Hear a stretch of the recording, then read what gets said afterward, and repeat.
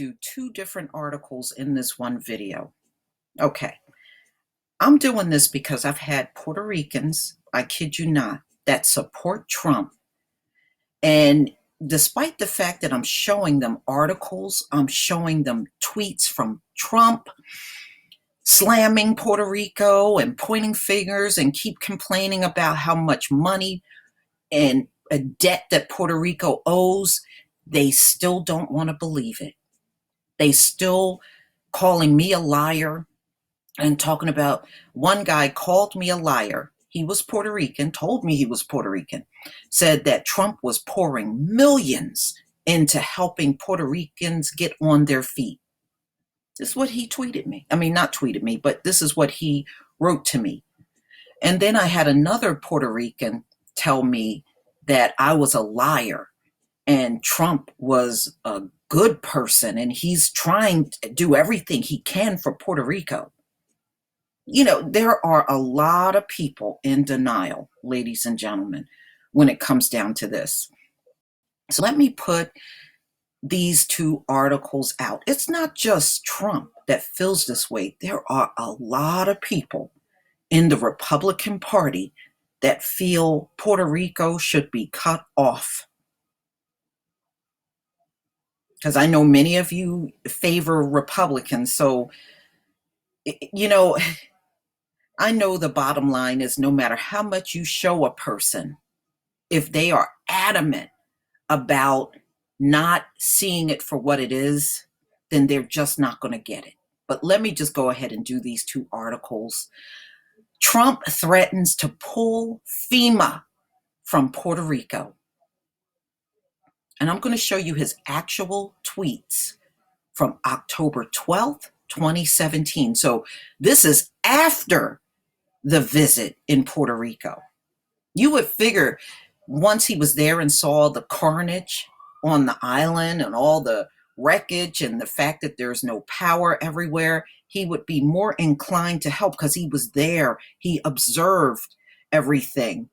But no, he came back and he's still indifferent about helping Puerto Rico. Okay, so let's get into the story. This came out on ABC Action News. And I will leave the link to both articles in the description box so you can see for yourself. Trump suggests Thursday that Puerto Rico is going to have to shoulder the responsibility for recovery efforts from Hurricane Maria, saying the federal government emergency responders can't stay there forever. Trust me, he's setting it up so he can pull military, FEMA, and the emergency responders out of there. That's what he's doing. He's just setting it all up right now. His comments, in which he also blamed the beleaguered island for a financial crisis largely of their own making and infrastructure that was a disaster before the hurricane, comes as Puerto Rico still reels from a lack of electricity, public health access, and a rising death toll. I believe they're up to 45 now. But some people are saying even that's a bogus number. It's actually higher than that. And I know I read another story yesterday that they are in fear of disease outbreak on the island. All right, so let's take a look at Trump's actual tweets. This is dated October 12th, 2017.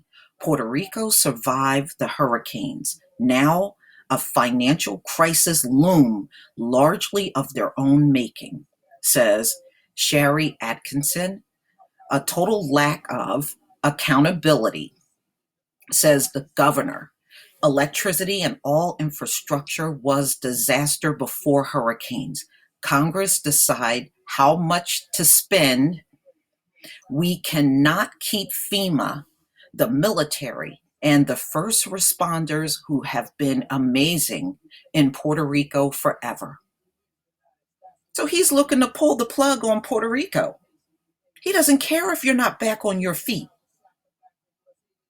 Better wake the hell up and stop trying to argue with somebody Trump's tweets come nearly 3 weeks after the hurricane, as the vast majority of the island remains without power, and the death toll from the storm has risen to 45, authorities say.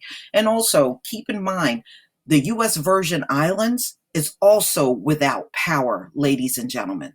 They're in the same shape that Puerto Rico is in, but it's not getting much attention. That the U.S. Virgin Island, which is mostly black, they're without power, they're without resources, they're suffering too.